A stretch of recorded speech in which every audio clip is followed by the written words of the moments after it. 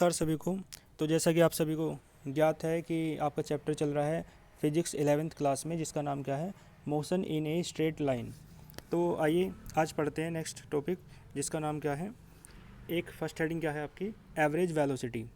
ठीक है, वेलोसिटी में भी कैसी वेलोसिटी है, एवरेज। एवरेज तो आप समझते हैं ना, जैसे आप यहाँ से देखो, वेलोसिटी और स्पीड में तो डिफरेंस आपको पता ही होगा।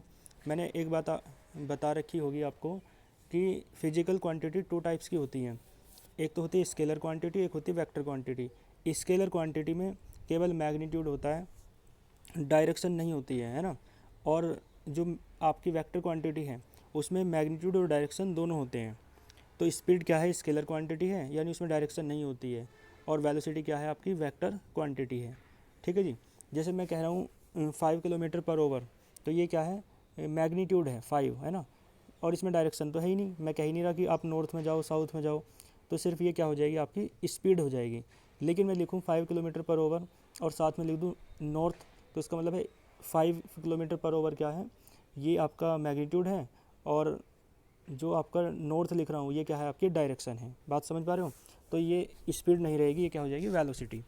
तो वेलोसिटी आप समझ गए। बाकी एवरेज वेलोसिटी आप समझते हैं, बार बार जैसे यहाँ से मेरठ यदि बस जाती है तो स्पीड मतलब वेलोसिटी जो है, देखो यहाँ से मेरठ जाते समय ज़्यादा मुड़ती तो नहीं है, सीधा ही रास्ता है, तो डायरेक्शन तो सेम है, तो वेलोसिटी हो जाएगी।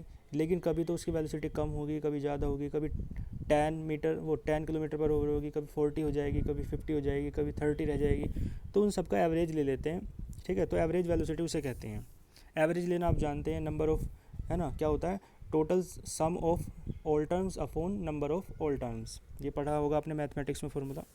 तो देखो लिखा हुआ है the average of velocity of any particle, यानी कोई पार्टिकल है, जैसे मैं बस की बात कर रहा हूँ तो वो है ना, एक पार्टिकल की बात कर रहे हैं फिजिक्स में।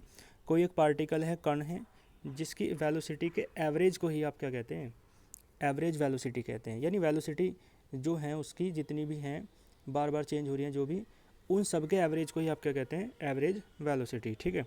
बाकी देखो बाई फार्मूला भी आप इसे डिफाइन कर सकते हैं। इसे आप स्मॉल वी से डिनोट करते हैं, इसका फार्मूला होता है delta S upon delta T. तो डेल्टा एस जो होता है वो डिस्प्लेसमेंट होता है, और डेल्टा का मतलब, है ना, एस का मतलब, डेल्टा एस क्या होता है, डिस्प्लेसमेंट। और डेल्टा टी क्या है, टाइम इंटरवल। तो देखो लिखा हुआ है इन ए फाइनाइट टाइम इंटरवल, किसी फाइनाइट टाइम इंटरवल में द टोटल डिस्प्लेसमेंट, डिस्टेंस के ब्रैकेट में लिख रहा है डिस्प्लेसमेंट, तो डिस्प्लेसमेंट ही सही रहेगा, क्योंकि आप जानते हैं डिस्टेंस स्केलर क्वांटिटी है और डिस्प्लेसमेंट क्या है, फिजिकल क्वांटिटी है। जैसे 5 किलोमीटर कहीं लिख रहा है, तो 5 किलोमीटर का क्या मतलब है, वो डिस्टेंस है ना, उसमें डायरेक्शन की जरूरत नहीं है, तो क्या है, स्केलर क्वांटिटी है, यानी वो क्या है, डिस्टेंस है। लेकिन कहीं यदि 5 किलोमीटर नॉर्थ लिख रहा है, तो 5 किलोमीटर चलना है आपको नॉर्थ डायरेक्शन में, इसका मतलब है मैग्नीट्यूड 5 किलोमीटर मैग्नीट्यूड भी है और डायरेक्शन भी है नॉर्थ, तो इसका मतलब वो क्या है, वो फिर डिस्टेंस नहीं रह जाएगी, वो डिस्प्लेसमेंट हो जाएगा। ठीक है। देखो तो मैं क्या कह रहा था, इन ए फाइनाइट टाइम इंटरवल, एक फाइनाइट टाइम इंटरवल होगा, द टोटल डिस्टेंस। ठीक है जी, क्या हो जाएगा, द टोटल डिस्टेंस, यानी डिस्टेंस ना लिखें आप, डिस्प्लेसमेंट लिखना बस, है ना, डिस्प्लेसमेंट चेंज। देखो टोटल या तो देखो डिस्टेंस चेंज क्यों कर रहे हैं, क्योंकि डेल्टा आ रहा है ना, लेकिन डिस्प्लेसमेंट ही लिखोगे तो ज़्यादा अच्छा रहेगा। तो आप ऐसे लिखना, the total displacement with respect to, देखो अपोन में जो आता है ना उसे कहते हैं with respect to total time interval, यानी टाइम इंटरवल के रेस्पेक्ट में जो डिस्प्लेसमेंट होता है उसे ही आप क्या कहते हैं, एवरेज वेलोसिटी कहते हैं। ठीक है। इसे आप स्मॉल वी से डिनोट करते हैं, और इसका फॉर्मूला क्या हो जाएगा, delta S upon delta T. ठीक है जी। डेल्टा एस क्या हो जाएगा, भाई डिस्प्लेसमेंट है, जैसे मान लो देखो इस पॉइंट से डिस्टेंस आप नाप रहे हैं, और पहले पॉइंट ये आपका है ना, पहला पॉइंट ये है, फिर इसके बाद देखो दूसरा पॉइंट ये है, ये वाला। तो इसकी मान लो डिस्टेंस जो है, इसकी जो डिस्टेंस है पहले वाले की S1 है, दूसरे की कितनी है, S2 है। तो इसका मतलब क्या हो जाएगा, जो आपको ये वाली डिस्टेंस निकालनी है तो S2 माइनस S1 ना करना पड़ेगा, क्योंकि सारी डिस्टेंस तो आप यहाँ से नाप रहे हैं ना।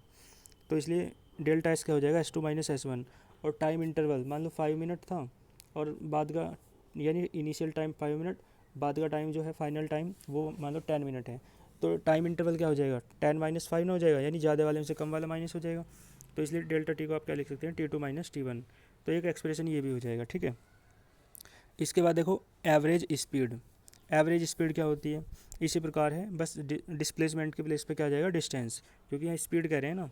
तो देखो द रेशो ऑफ, ठीक है जी, the ratio of distance, ratio यानी रेशो है ना ये upon the ratio of total distance, ऊपर तो टोटल डिस्टेंस रहेगी, ट्रेवल्ड बाय द पार्टिकल, जो पार्टिकल ट्रेवल कर रहा है, to the total time taken by the particle, और वो टाइम अपॉन में रहेगा जो पार्टिकल को उस डिस्टेंस को ट्रेवल करने में लग रहा है। इसे आप क्या कहते हैं, एवरेज स्पीड कहते हैं, ठीक है, इसे आप एवरेज स्पीड कहते हैं। तो एवरेज स्पीड का फॉर्मूला क्या हो जाएगा, total distance upon total time, ठीक है जी। इसके बाद देखो इंस्टेंटेनियस वेलोसिटी, पहले क्या कराया मैंने आपको, एवरेज वेलोसिटी कराया, अब मैं करा रहा हूँ आपको इंस्टेंटेनियस वेलोसिटी।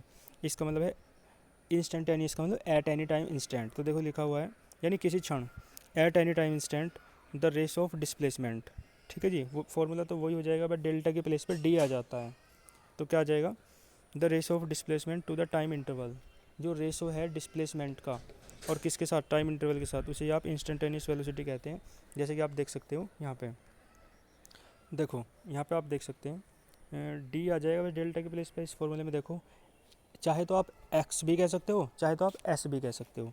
तो देखो डी एक्स क्या मान लिया, डिस्प्लेसमेंट पार्टिकल का, टाइम इंटरवल कितना है, डी टी है, तो इंस्टेंटेनियस वेलोसिटी आपकी कितनी हो जाएगी, small v is equals to d s upon d t कह दो, चाहे d x upon d t कह दो, है ना। यानी डिस्प्लेसमेंट को आप डी एस भी मान सकते हो, डी एक्स भी मान सकते हो, ठीक है, यहाँ तक समझ में आया। इसी प्रकार एवरेज एक्सेलरेशन की बात हो जाएगी। तो एवरेज एक्सेलरेशन की बात करेंगे तो इसका फॉर्मूला होता है, इसे आप पहली बात तो एक्सेलरेशन को ए से डिनोट करते हैं, और इसका फॉर्मूला होता है delta V upon delta T. तो डेल्टा वी आपको पता है, वी क्या है, ठीक है ना। देखो डेल्टा टी क्या है, टाइम इंटरवल, तो इन्हें finite time interval, total change in velocity, delta we क्या है, टोटल चेंज इन वेलोसिटी, और इसका जो है ना टोटल चेंज इन वेलोसिटी तो ऊपर रहेगी, और किसके साथ है इसका रेशो, ऑफ एनी पार्टिकल, मतलब चेंज जो वेलोसिटी का है वो किसी पार्टिकल का है with respect to total time interval, ठीक है जी। किसके साथ, मतलब किसके कंपैरिजन में बात कर रहे हैं इसकी, चेंज इन वेलोसिटी की, with respect to total time interval, upon में क्या आ रहा है, डेल्टा टी, इसका मतलब किसके रेस्पेक्ट में बात कर रहे हैं, टोटल टाइम इंटरवल की। तो इसे आप क्या कहते हैं, एवरेज एक्सेलरेशन कहते हैं। इसे आप स्मॉल ए से डिनोट करते हैं। तो डेल्टा वी आपने मान लिया वेलोसिटी में चेंज, है ना, और टाइम इंटरवल मान लिया आपने डेल्टा टी, तो एवरेज एक्सेलरेशन आपका कितना हो जाएगा, ठीक है जी, delta V upon delta T, ठीक है जी, कितना हो जाएगा, delta V upon delta T, clear है। इसके बाद देखो आप इंस्टेंटेनियस एक्सेलरेशन, तो डेल्टा के प्लेस पर डी आ जाता है, बस और कुछ नहीं होगा। यहाँ पे कहेंगे at any time instant the ratio of, ये रेशो है ना, the ratio of change in velocity to the time interval, है ना। तो ये क्या कहलाता है, इंस्टेंटेनियस एक्सेलरेशन। डी वी आपने मान लिया change in velocity of the particle, और डेल्टा वो डी टी मान लिया आपने टाइम इंटरवल, तो इंस्टेंटेनियस एक्सेलरेशन ये हो जाएगा आपका small a is equals to d v upon d t, ठीक है जी। इसकी यूनिट देखना चाहें तो मीटर पर सेकंड स्क्वायर हो जाएगी, क्योंकि देखो डी वी की यूनिट यानी वेलोसिटी की यूनिट मीटर पर सेकंड है, अपॉन में टी डी टी आ रहा है तो उसकी भी यूनिट सेकंड है, तो मीटर पर सेकंड स्क्वायर हो जाएगा। और डायमेंशन आप निकाल सकते हैं खुद ही, वो तो मैंने बता ही रखा है, ठीक है। तो यहाँ तक आप देख लेंगे, ठीक है, मिलते हैं फिर नेक्स्ट क्लास में। तब तक आप यहाँ तक बहुत अच्छे से नोट्स बना लेना और लर्निंग वर्क भी करते चलना साथ साथ, ठीक है। All the very best.